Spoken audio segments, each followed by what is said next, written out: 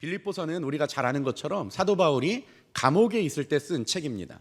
그런데요, 감옥에 있는 사도 바울이 편지를 썼는데 이 편지의 애용어, 그러니까 자주 쓰여지는 단어, 그것은 무엇이냐면 바로 기쁨이라는 단어입니다. 참 아이러니하죠? 감옥에 있는 사람이 기쁨을 이야기해요. 그것도 감옥 밖에 있는 사람들에게. 바울 안에 있는 기쁨이 도대체 무엇이었냐, 이 빌립보서 순서를 잘 따라가 보면요, 그 바울 안에 어떤 기쁨이 있는지를 알게 돼요. 첫 번째, 바울 안에 있는 기쁨.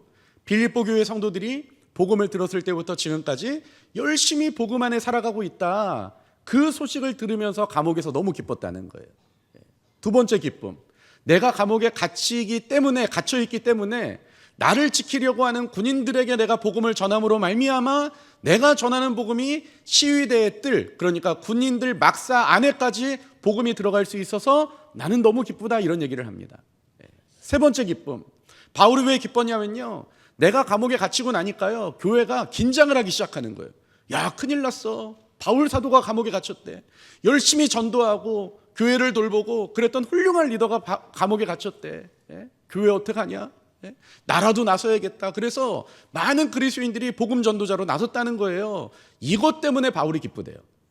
내가 갇혀 있다 보니까 성도들이 이제 자각을 하고 내가 할 일이 무엇인지 다시 한번 찾아보면서 더 열심히 주를 섬기게 됐다고 하는데 내가 그것이 너무 감사하다. 그리고 마지막 감사는요, 바울이 감옥에 갇혔다고 하니까요, 교회 안에는요 이런 사람들이 있었나 봐요. 바울이 전도도 많이 하고 또 개척도 많이 하고 교회를 또 사랑으로 잘 돌보고 하니까요, 교회들이 바울을 너무 좋아해요. 바울을 존경하고 바울에게 박수를 쳐줘요. 그런데 그 바울이 존경받고 박수받는 모든 것을 보면서 마음 아팠던 사람이 있었어요. 나도 존경받아야 되는데, 나도 좀 박수받아야 되는데. 그런데 바울이 감옥에 갇혔대요. 절호의 찬스예요. 바울이 감옥에 갇혀있는 이 기간 동안에 내가 전도를 많이 하면 돼요. 내가 교회 개척을 많이 하면 돼요. 그러면 사람들이 바울보다 나를 더 주목해 보겠지. 그렇게 해서 복음 전하는 사람들이 있다는 얘기를 들었는데 바울이 뭐라고 이야기합니까? 이 괘씸한 놈들, 이렇게 얘기 안 해요. 뭐라고 이야기하냐면 그것 때문에 기쁘대요. 왜 그렇습니까? 빌립보서 1장 18절 같이 한번 읽어봅시다. 자, 시작. 그러면 무엇이냐? 거칠어로 하나 참으로 하나 무슨 방도로 하든지 전파되는 것은 그리스도니 이로써 나는 기뻐하고 또한 기뻐하리라. 뭐라고 이야기해요? 그런 질투 때문에, 경쟁의식 때문에 누군가가 복음을 전하고 있다면 그래도 그 사람의 입을 통해서 증거되는 예수가 그래도 증거되고 있으니까, 그렇게 복음이 증거되니까 자기는 기쁘다는 거예요. 이게 지금 바울의 모습이었다라는 거죠. 그러면서 바울이 이제 앞으로 되어질 일들에 대해서 상상을 합니다. 1장 이제 후반부부터는요, 그 바울의 이야기가 등장하는데요, 무슨 이야기를 하냐면 지금 감옥에 갇혀 있어요. 자기 생각에는 쉽게 풀려날 줄 알았는데 이게 시간이 가는데요, 1년이 가고 2년이 갑니다. 바울이 생각하는 거죠. 이거 뭐가 문제가 잘못됐나 보다. 쉽게 풀려날 수 있는데 그럴 일이라고 생각했는데 시간이 가는 거 보니까 지금 밖에서 자기를 죽이려고 엄청 노력하는 사람들이 있나 보다. 그래서 자기가 생각하는 거죠. 내가 살아서 이 감옥을 나가게 될 수도 있고 혹시 내가 이 감옥에서 죽을 수도 있겠구나. 그런데 바울이 뭐라고 이야기합니까? 만약에 내가 살아서 밖에 나간다면 자기 너무 감사할 것 같대요. 감옥을 살아서 밖에 나가게 된다면 내가 밖에 나가서 열심히 주를 전하고 또 교회를 세우고 내가 그렇게 주 앞에 쓰임받을 수 있을 테니까 자기 너무 감사하겠다는 거예요. 하나님, 저 밖에 살아서 나가면요 너무 감사할 것 같아요. 그런데 또 이런 말도 합니다. 그런데 만에 하나 혹시 내가 이 감옥에서 죽는다 할지라도 그래도 이 모든 힘들고 어려운 일들을 다 내려놓고 내가 영광스러운 따뜻한 주님의 품에 안기게 되니까 나는 그것도 너무 감사하다라는 거예요. 그러니까 살아도 감사, 죽어도 감사라는 거죠. 바울은요, 그 의식 속에 내가 살아서 나가게 될 것인가 아니면 여기서 죽게 될 것인가, 누가 그런 얘기 했잖아요. 사느냐 죽느냐 그것이 문제로다. 바울은요, 사느냐 죽느냐 그것이 전혀 문제가 아니에요. 내가 살아도 그만, 내가 죽어도 그만이에요. 사나 죽냐 이게 문제가 아니라 내가 정말 관심이 있는 것, 내가 정말 마음에 두는 것, 그게 뭐냐. 바울은 이런 얘기를 합니다. 뭐라고 이야기하냐면요, 우리 빌립보서 1장 20절 같이 한번 읽어봅시다. 1장 20절. 자, 시작. 나의 간절한 기대와 소망을 따라 아무 일에든지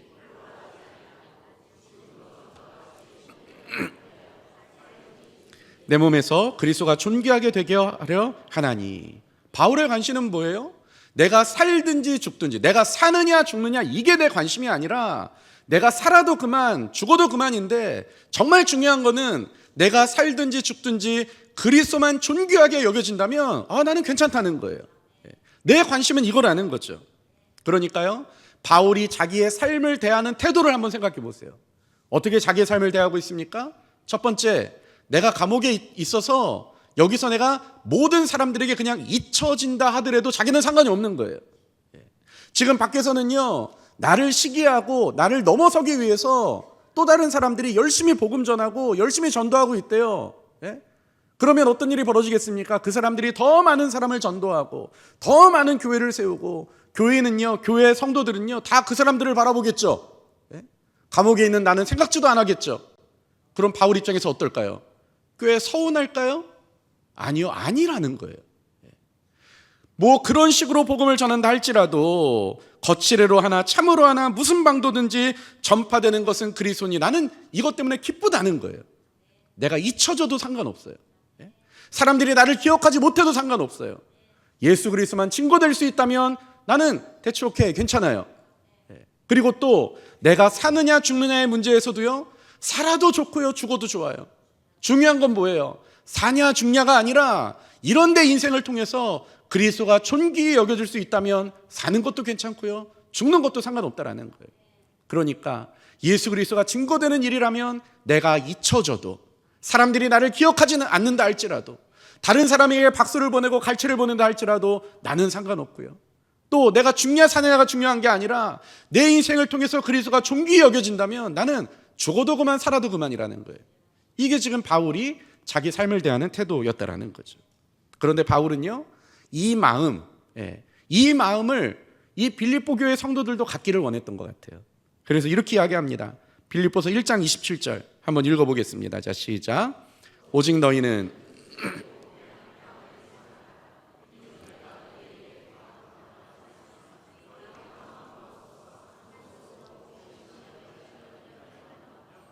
바울이 이야기하는 거죠. 오직 너희는, 빌립보 성도들, 당신들은 그리스도의 복음에 합당하게 생활해라.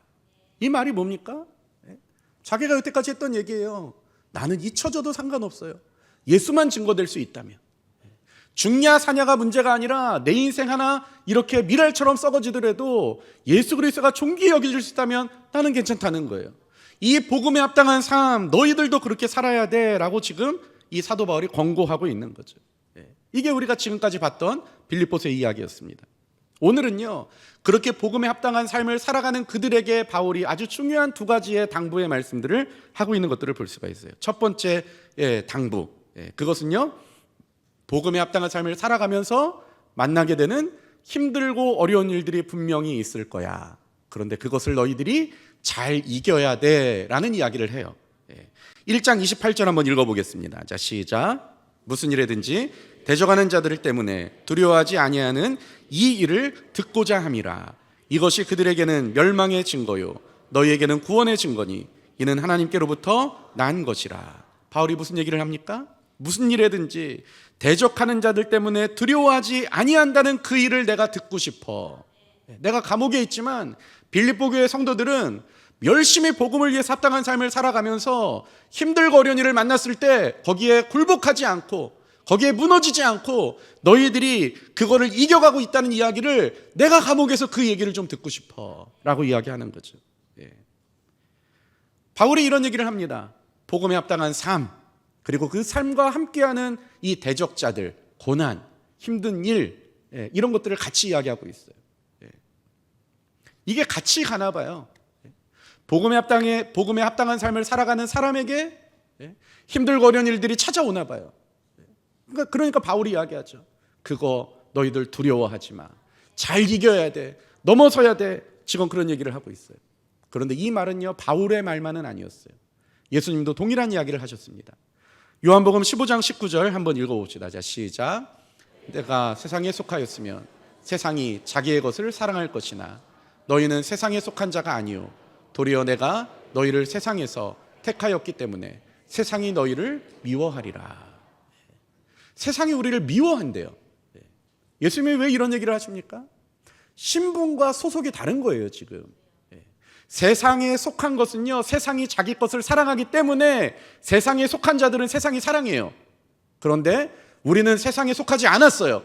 원래 세상에 속한 우리를 하나님께서 택하셔서 건져내셔서 자기 백성 만들어 주셨어요. 이게 바로 우리의 정체성이라는 거죠. 이 정체성을 가지고 살아가면요, 삶을 대하는 태도와 자세가 달라져요. 바울이 이야기하잖아요. 나는 잊혀져도 상관없어요. 그리스도가 증거된다고 한다면 나는 감옥에서 사람들에게 잊혀져도 나는 상관없어요. 이거는 세속적 가치가 아니에요. 세속적 가치는요, 내가 다른 사람들에게 더 기억나야 돼요. 내가 한 일이 있는데요, 내가 노력한 게 있는데요, 내가 제대로 평가받아야 돼요. 내가 다른 사람보다 더 존중받고 더 존귀 여김을 받고 더 사람들 앞에 이목을 집중하는 그런 사람이 돼야 돼요. 이게 세상의 논리예요. 그런데 복음에 합당하게 살아가는 삶은 어떻습니까? 바울처럼 말하는 거죠. 나는 없어져도 상관없어요. 나는 죽어도 괜찮아요. 그러나 예수만은 존귀히 여겨져야 돼요. 예수만은 더 많이 확장돼야 돼요, 그 이름이. 이게 지금 이 바울, 그리고 복음에 합당하게 살아가는 사람들의 삶의 태도라는 거예요. 살아가는 삶이 다르지 않습니까? 식이 다르잖아요. 그러니까 어때요? 이 세상과 복음에 합당하게 살아가는 사람들 사이에서 갈등 내지는 이 긴장이 있을 수밖에 없는 거죠. 세상은요, 자기 식이 옳다고 이야기해요. 그렇게 사는 게 맞다고 이야기해요. 그렇게 사는 사람들에게 박수와 갈채를 보내요. 그런데요, 복음을 따라 사는 사람들은요, 예수님의 말씀이 옳다고 이야기해요. 이것이 진리라고 이야기해요. 그래서 그 진리 안에 거하는 것을 기뻐해요. 이해가 안 되니까 여기서 갈등이 벌어지는 거죠. 그러니까 어떻습니까? 바울이 이야기하는 거예요. 대적자들이 있을 텐데 그 대적자들 두려워할 필요가 없어. 복음을 따라 사는 사람들은 바로 그런 거야 라고 지금 이야기하는 거죠. 여러분 한번 생각해 보세요. 나 딴에는 복음을 따라서 산다고 생각했는데, 나는 그리스도인으로서 열심히 산다고 생각했는데 반대가 없다, 아무도 대적하지 않는다. 그러면요, 다시 한번 나를 되돌아봐야 돼요. 내가 진짜 이 세상 안에서 복음의 가치를 가지고 살아가고 있는 건 맞나? 왜 이 세상의 식과 내가 살아가는 식이 다른데 왜 갈등이 없지? 자기가 착각하고 있는 거죠. 세상에 나가가지고는 열심히 세상의 식으로 살다가 그냥 주일날 한번 교회에 오는 것으로 내가 그리스도인으로 해야 될 모든 책임은 다한 것으로 그렇게 생각하며 그렇게 살아가요. 교회 문을 열고 다시 나가면서요, 다시 세상에 똑같은 사람으로, 다른 사람과 똑같이 경쟁하며 똑같이 그렇게 살아가요. 그러니까 어떻습니까? 그 안에는 갈등이 없어요. 세상은요, 자기들이 살아가고 싶은 식이 있어요. 자기들이 그렇게 진리라고 생각하는 식이 있어요. 그런데 그 진리라고 생각하는 물줄기가 계속 흘러가는데요, 엉뚱한 녀석이 하나 나타나가지고 그거 아니라고 이야기하고 다른 삶을 살아가는 거예요. 그 물줄기를 거슬러 올라가는 거예요. 그 물줄기를 막아서는 거예요. 그럼 어떻게 했습니까? 세상은 계속 그걸 제거하려고 할 거예요. 왜요? 그 한 사람 때문에 이게 물결이 지금 못 흘러가거든요. 만약에 우리가 세상이 하려고 하는 일에 방해가 되고 다른 식의 삶을 살아가고 또 다른 차원의 복음을 이야기하고 진정한 삶의 만족을 이야기하고 그런다고 한다면 세상은 우리를, 여러분, 불편하게 생각할 수밖에 없습니다. 우리 그렇지 않습니까? 우리가 세상에 위협적이니까, 자기들이 하려고 하는 식과 상반되니까 우리가 불편한 거예요. 적군이 만약에 총과 칼을 들고 막 전쟁을 하기 위해서 무수히 달려온다. 그럼 우리가 해야 될 일은 뭐예요? 우리도 총과 칼로 무장해서 대응해야 되잖아요. 그렇죠? 그런데 이게 아니라 만약에 뭐 어린아이 하나가 장난감 총을 가지고 3살, 4살 되는 꼬마 아이가 막 쏘고 다니면서 장난을 한다. 그럼 여러분 어떻게 대응하십니까? 막 칼과 창을 가지고 같이 막 죽자고 덤벼요? 아니잖아요. 그렇죠? 어린아이가 총을 쏘면 그냥 뭐가 나왔나 보다, 뭐가 맞았나 보다, 그냥 같이 넘어져 주면서 아이고 아이고 하면서 그냥 장난치잖아요. 그렇죠? 왜 그렇습니까? 어린아이의 장난감 총은 별로 위협적이지 않거든요. 그런데 진짜 칼과 총을 가지고 오는 사람들은 위협적인 거예요. 그러니까 대응하게 돼 있어요. 한번 생각해 보세요. 내가 살아가는 나의 삶의 현장에서 내 가정, 내 직장, 내가 복음을 들고 정말 열심히 살아가는데 여러분들이 그 세상의 시계, 세상을 따라가는 사람들이 볼 때 좀 다르다, 뭔가 이질감이 있다, 이런 마음을 갖게 하며 그렇게 살고 있는 것 같습니까? 예? 그렇다면 여러분 지금 잘하고 있는 거예요. 오늘 본문이 그 얘기를 합니다. 뭐라고 이야기하냐면요, 1장 28절을 보시면 무슨 일이든지 대적하는 자들 때문에 두려워하지 아니하는 이 일을 듣고자 함이라. 이것이 그들에게는 멸망의 증거요 너희에게는 구원의 증거니. 그런 일이 일어나는 게 뭐라고 이야기해요? 네가 말씀대로 잘 살고 있는 거야. 네가 구원받은 백성으로 그렇게 지금 살고 있는 거야. 너의 구원의 증거로 인정하고 그렇게 받아들이면 돼. 이게 지금 사도 바울의 이야기라는 겁니다. 세상에 대충 섞여 살면 마치 세속 시민처럼 그렇게 살아가면, 그렇게 행동하고 그렇게 말하고 그렇게 살아가면요, 세상에서 미움받지 않아요. 그러나 그 길은 구원의 증거가 보이지 않는 그런 삶밖에 되지 않는 거죠. 바울은 이런 얘기를 합니다. 빌립보서 1장 29절에서 30절인데 우리 같이 한번 읽어보겠습니다. 자, 시작. 그리스도를 위하여 너희에게 은혜를 주신 것은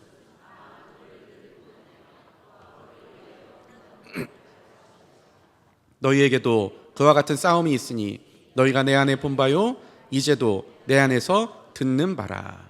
바울이 무슨 얘기를 합니까? 하나님이요 우리를 그 영적 긴장 상태에서 그냥 내버려 두시고 너 알아서 해 이렇게 말씀하신 게 아니라요, 우리를 그렇게 그 영적 전쟁에 보내시기 전에 너희가 그리스도를 위하여 너희에게 은혜를 주신 것은, 먼저 주님께서 우리를 사랑해 주시고 우리를 위해서 피 흘려 주시고 우리를 자녀 삼아 주시고 놀라운 우리가 경험할 수 없는 은혜를 경험하게 하신 것은 바로 그를 믿을 뿐 아니라 또한 그를 위하여 고난도 받게 하심이었어 라고 지금 바울이 이야기하고 있는 거예요. 우리를 그냥 그 영적 전쟁에 혼자 내버려 두신 게 아니라 이미 그 전쟁에 나가기 전에 우리에게 충분히 그 전쟁을 치를 수 있는 영적 능력을 우리에게 공급해 주셨다는 거죠. 이미 연료를 가득 채워주시고 그곳에 지금 우리를 보내셨던 거였어요. 그러니까 항상 우리에게 대적자들이 생길 때마다 우리가 되돌아봐야 되는 건 뭐예요? 내게 베푸신 하나님의 은혜, 나를 위해서 죽으신 하나님의 사랑, 그 사랑 앞에 나는 지금 어떻게 살아가고 있는가, 이것을 지금 생각해 봐야 되는 거죠. 뻔히 하나님이 싫어하시는 것인지 알고 있어요.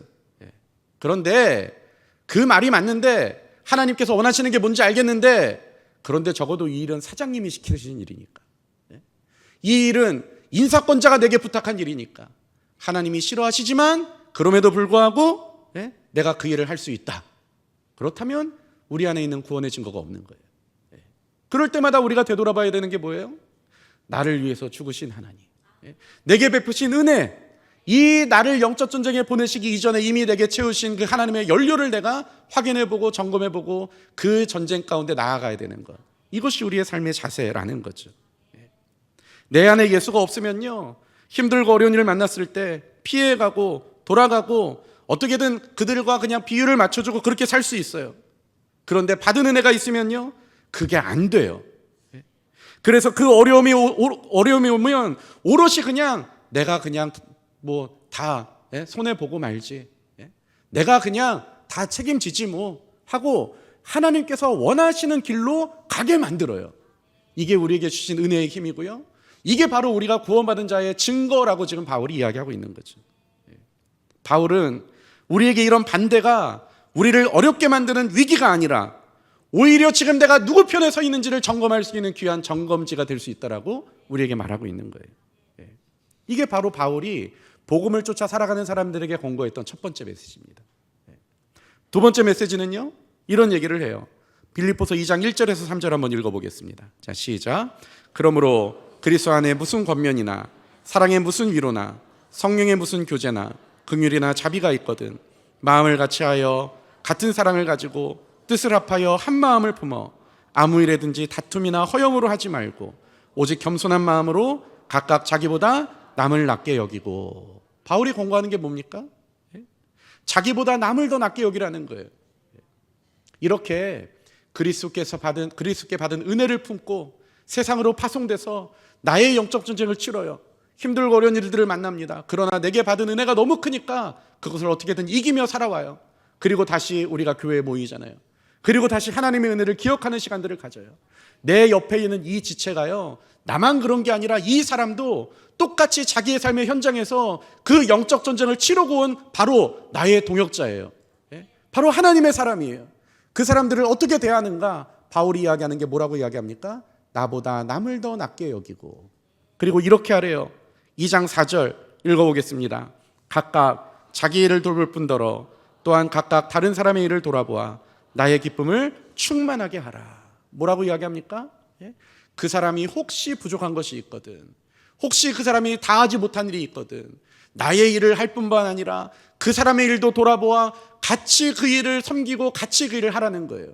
이게 복음의 길을 가는 사람들의 관계에서 나타나야 된다라고 지금 이야기하고 있는 거죠.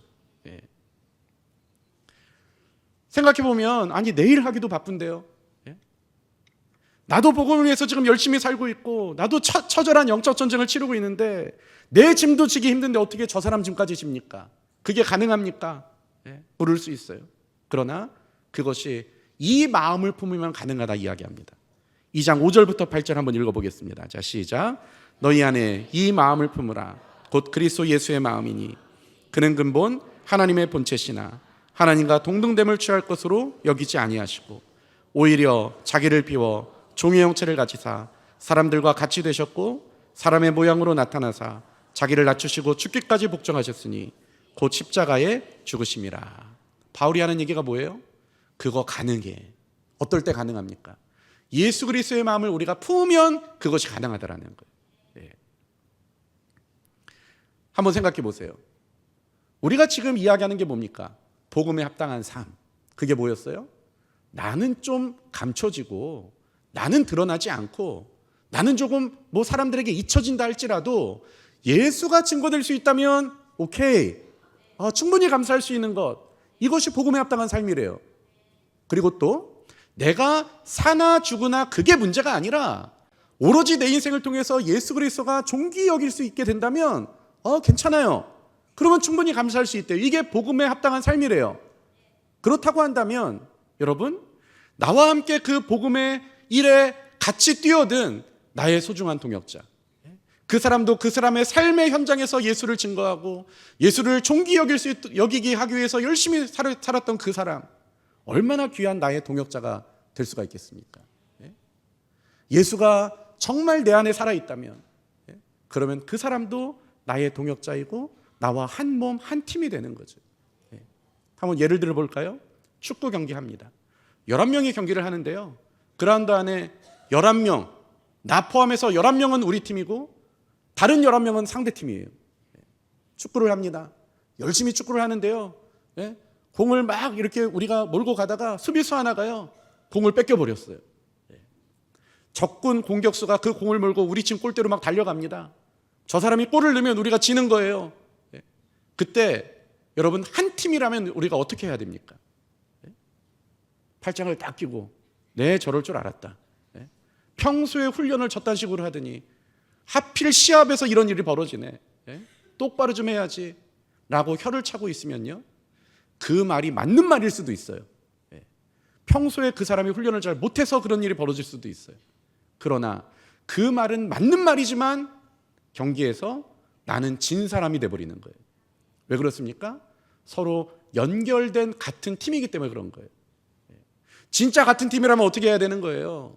앞에 있는 사람이 공을 놓쳤다면, 공을 빼앗겼다면 나라도 빨리 달려가서 어떻게든 그 막아보고 어떻게든 다른 사람 공을 뺏어보고 어떻게든 내가 내 팀에서 더 내 팀이 잘 될 수 있도록 노력하는 거, 이게 바로 한 팀 아니겠습니까? 예수 그리스도의 마음이 있다면 이런 마음이 있지 않을까요? 교회 사역을 하다가도 누가 실수했어요. 그럼 어때야 돼요? 세속적 가치는요, 누가 실수했는지 밝혀내야 돼요.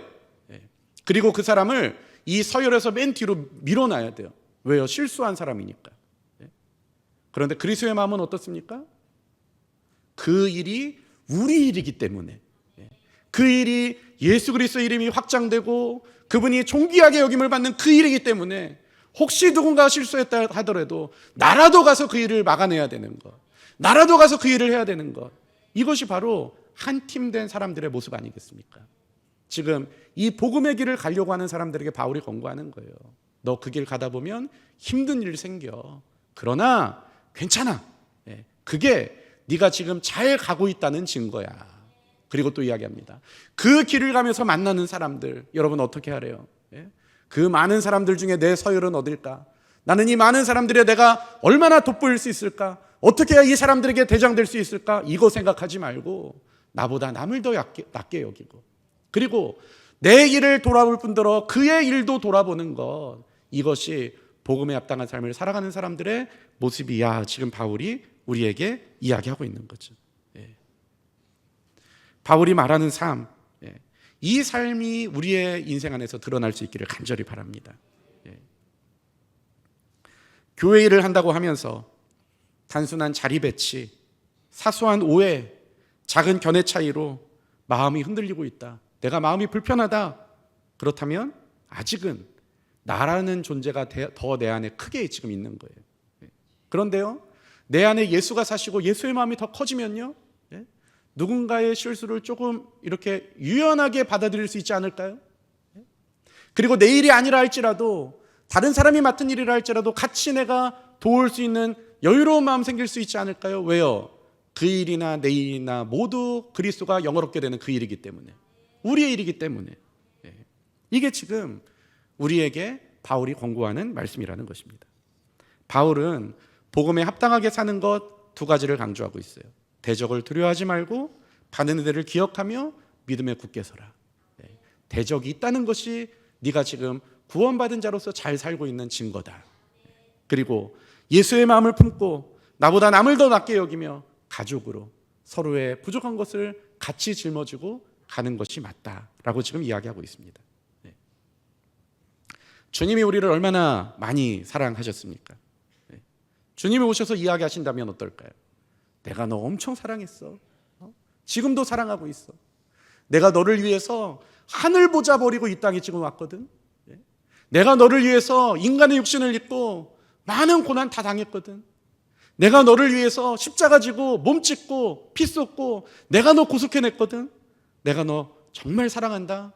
너 내 마음 알지? 그럼 여러분 뭐라고 대답하시겠습니까? 아, 그럼요, 주님 그렇게 하셨죠.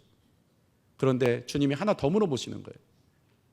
너 내 마음 알지? 그러놓고요, 그런데 혹시 네 안에 내 마음도 있니? 라고 물어보신다면 여러분 뭐라고 대답하시겠습니까? 이렇게 대답하시면 되는 거예요. 아, 그럼요, 주님. 내 안에 주님 마음이 있죠. 그래서요, 내가 주님 마음 품고 살아가면서 힘들고 어려운 일들, 나를 대적하는 사람들 만날 때마다 내가 하나님이 무엇을 기뻐하시는지 생각해보고 절대 그 길 피해가지 않았어요. 주님 날 위해서 죽으셨잖아요. 내가 손해본다 할지라도, 내가 좀 억울한 일을 당한다 할지라도 하나님이 그 일을 원하신다고 생각하니까 나 주님, 그래도 그것만큼은 잘했지 않습니까? 이렇게 말할 수 있는 것, 이것이 주님 마음이 내 안에 있는 거였어요. 그리고 또 하나, 주님 마음이 내 안에 있기 때문에 그 길에서 만난 소중한 동역자들을요, 여러분 내 눈에 차지 않을 수도 있죠. 그러나 그 사람을 나의 소중한 한 지체로 알고 나보다 그분을 더 낮게 여기고, 그리고 그분의 부족한 것들이 혹시 있다면 내가 같이 가서 같이 도와주고, 내 일처럼, 아니 내 일이죠. 왜요? 우리 그리스도 예수의 일이니까요. 내 일로 알고 그 일에 내가 같이 동참할 수 있었습니다. 내가 그렇게 했습니다. 그렇게 할 수 있었던 이유가 뭐예요? 내 안에 주님 마음이 있으니까요. 지금 그 얘기를 하고 있습니다. 우리의 힘으로 그렇게 살아가기는 쉽지 않아요. 남을 낮게 여기기 어려워요. 우리를 힘으로 대적하는 대적 앞에 담대하기가 어려워요. 그래서 바울은요, 너희들 마음을 고쳐먹어 이렇게 이야기하지 않고 내 마음을 품어라, 그리스도의 마음을 품어라, 이렇게 이야기하고 있어요. 내 안에 정말 예수 마음이 있는가, 우리가 다시 한번 점검해 볼 수 있었으면 좋겠습니다. 이런 질문을 스스로에게 한번 던져보시면 좋겠어요. 첫 번째, 나는 신앙 때문에 손해보는 자리를 기꺼이 선택하는가?